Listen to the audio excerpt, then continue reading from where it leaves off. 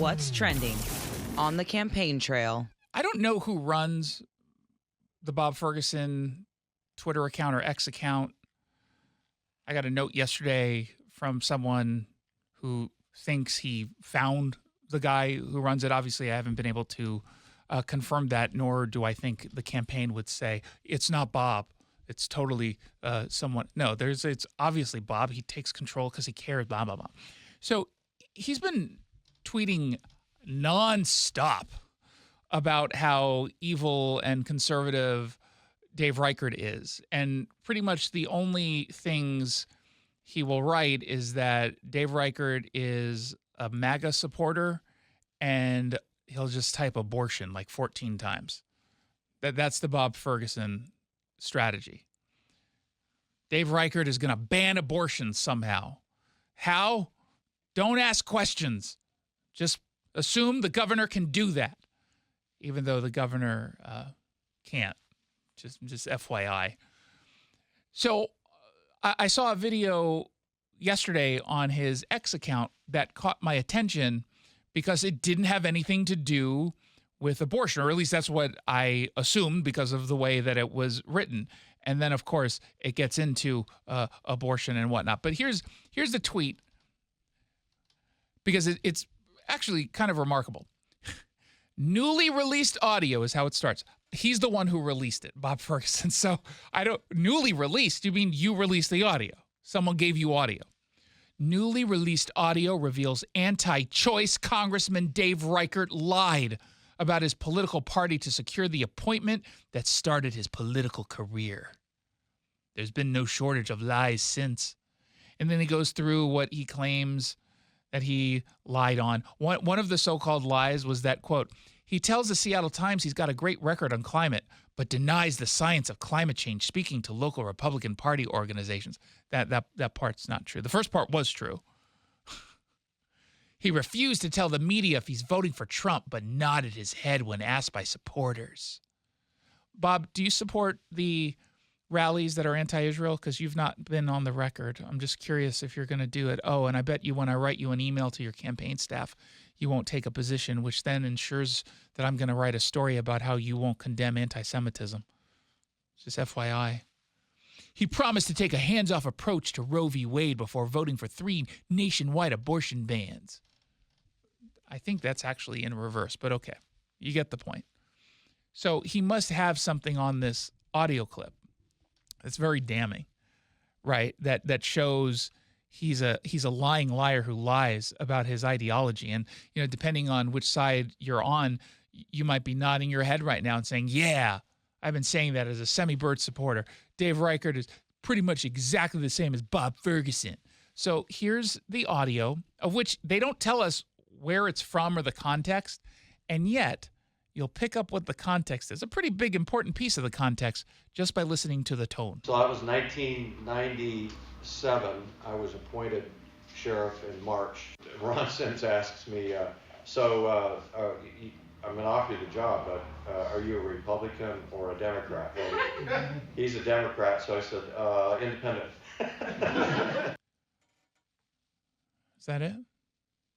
Was that? So the dad joke is what Bob Ferguson We've got him now. I mean, I listened to that, and I swear to you, I thought that it froze. I was waiting for the piece of controversial commentary. So he made a joke, a dad joke, right? Can we call that a dad joke? Does that qualify? It's a lame joke, and he's older. Sure. Right, I don't know. I'll give it to you. It's a joke, though. Can we at least acknowledge that? Yeah. It wasn't this, he didn't just admit to some huge, secret strategy to fool the public about where it is he stands so he can get that one position and then take it to grow his career. That's not what is in that clip. And you know how you can tell that it's a joke? The laughing, from multiple people. It's clearly a joke. It's clearly a joke. I don't understand why Bob Ferguson is doing this on X unless there's some reason for him to think that there's a threat from Dave Reichert. Now, I don't know what the threat is. I don't think it's likely that Dave Reichert wins at this point. Is it possible? Yeah. Is he the best shot in a long time to win? Yes, 100%. But I'm not going to pretend like it's 50-50. It could go either way. Very clearly, Dave Reichert has a lot of work to do. But what is he seeing that he's so relentless in these attacks? It's weird, is it not? You don't usually do this to this extent. I get why they're doing it on from Pramila Jayapal. She's nonstop complaining either about Jews or about Donald Trump's Project 2025, right? That's all she's tweeting about. I get why they're going after Donald Trump relentlessly. He's an actual threat. They've been looking at the polls. It really does show 50-50. But that's not what it shows for Dave Reichert. So explain it. Yeah, this reeks of desperation, which is odd because he's not in a desperate situation. Unless he is and we don't realize it. Because he's acting like he's in a desperate situation. And I don't even know if desperate is the right word. What's below desperate? Whatever's below desperate, whatever's more desperate than desperate is what he's doing here. And then also just very odd. He is, despite not getting any coverage whatsoever on the scandal around the initiatives, he has been proactively aggressive in pushing back. The story, as we originally reported it, is that his donors and supporters ended up suing Secretary of State Steve Hobbs over the initiatives. They claimed, and they knew this was bogus, that the way that the signatures were verified is not good enough. He's got to take it off the November ballot and take a deeper dive just to make sure everything's on the up and up. Now, they had to have known that that was going to lose, but I don't know. They probably thought, hey, our Supreme Court is very far to the left. It will eventually get to them. Maybe we'll get a win here. We can't have the initiatives on. We can't have these Washingtonians vote because they're going to vote the wrong way, quote unquote. So Bob Ferguson defends Steve Hobbs, as is the process, but didn't tell the interested parties. Interested parties being Jim Walsh, because he was the state representative who was the sponsor of the initiatives, nor did he tell Let's Go Washington. Brian Haywood, who runs it, none of those people knew until 2 hours before the Supreme Court hearing last Friday. Now, the reason why you tell interested parties is because they might want to become co-defendants or intervener defendants. They're the ones who would want to say, well, okay, Bob Ferguson representing Steve Hobbs has a specific interest in mine, but their interest might not be mine as the sponsor of Let's Go Washington. So I want to be a co-defendant. They never got that opportunity. So Bob Ferguson kept this from everybody. Now he's claiming he didn't keep it from everybody. Now, originally, when he came out with his defense, he said, this was all public. It's online. It's on the docket for the Supreme Court schedule. It's good. You're supposed to look, which was dumb, and it was rejected immediately by anyone with even a half of a functioning brain cell. I don't even know if you can have a half of a functioning brain cell. Is it functioning if it's just a half? But even those people saw through that horrible response. So he's since come out and said, actually, I did tell people. Here are all the people I told. And then he lists the folks that he says he told. He's claiming that Jim Walsh did know. Jim Walsh is like, no, I didn't. If I knew, you think I would keep this a secret, dummy? So here's the part I don't understand. So now he's saying that he told folks. If it's true that he told some people, number one, did he tell the interested parties? The answer is very clearly no.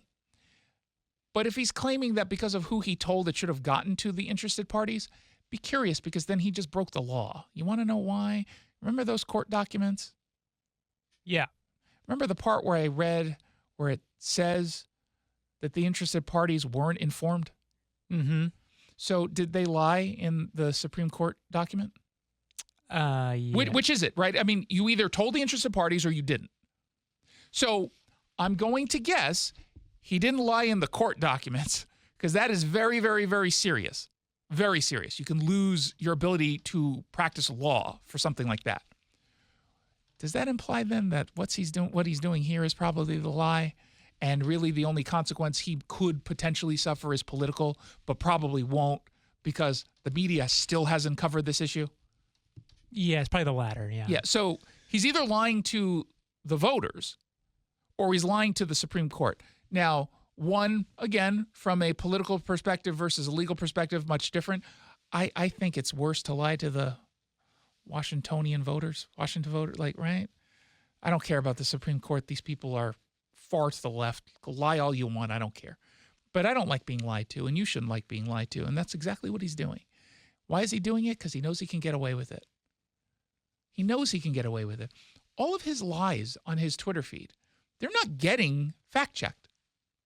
They're not. The only thing that they, from a media perspective, at least local television in Seattle, Western Washington, the only thing they did was to fact-check whether or not Dave Reichert's pro-abortion, which all that did was amplify the attacks from Bob Ferguson. So they covered that, but nothing else. Curious if they ended up covering today's rally out by the Attorney General's office, Brian Haywood, Let's Go Washington. Quite a few people showed up based on one of the videos that I saw come across my X account from the Pierce County GOP.